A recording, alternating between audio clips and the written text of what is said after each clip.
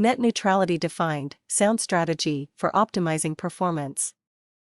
This idea of the internet as level playing field that all data is treated the same regardless of source, destination, or content is called net neutrality.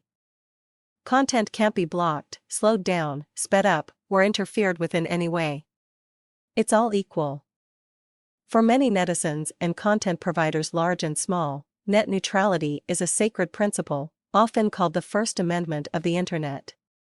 For the owners of the pipes, though, the cable companies and telco internet service providers and some of the largest content and tech companies, there's money to be made, advantage to be had, and new value and choices to be delivered to consumers if the net were not quite so neutral. What does it mean for business? Like everything about net neutrality, it's not a simple question to answer.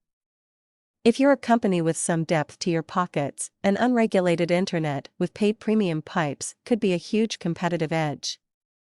Your fast-loading content will make for the best user experience, putting your competition at a disadvantage they may not be able to overcome if they can't also ante up for the faster pipe. If you're an entertainment company, you have reason to be concerned, as you likely already are. Without net neutrality, nothing's to stop the companies that control the pipes from creating their own premium entertainment channels, and obviously, if you're an ISP, you have the opportunity to make a lot more money with very little effort if net neutrality goes away. Without laying one more inch of fiber, you can start collecting fees from anyone who wants their content delivered quickly. So, what about the rest of the business world? Software as a service companies in particular have a lot to worry about, but they have not been very vocal in the debate. Businesses that depend on cloud applications every day have performance expectations that have to be met. If SaaS providers have to pay more to make sure their applications stay up to speed, it's going to impact their business models, reducing profits, increasing costs to end users, or both. The bottom line is, we already know that users start abandoning sites after waiting just 4 seconds for them to load.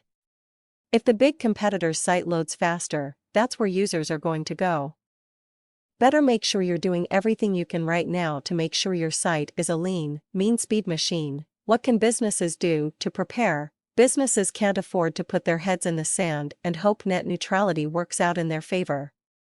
Even if net neutrality becomes a formal regulation, you'll still be a more competitive business if you optimize your site for speed and performance. The sound strategy for optimizing performance today and in the future includes following best practices in page construction, minding script and object placement, reducing external calls, keeping assets small, and following a robust and consistent performance monitoring program in the field at the end-user level, so performance issues and hiccups can be quickly identified and corrected.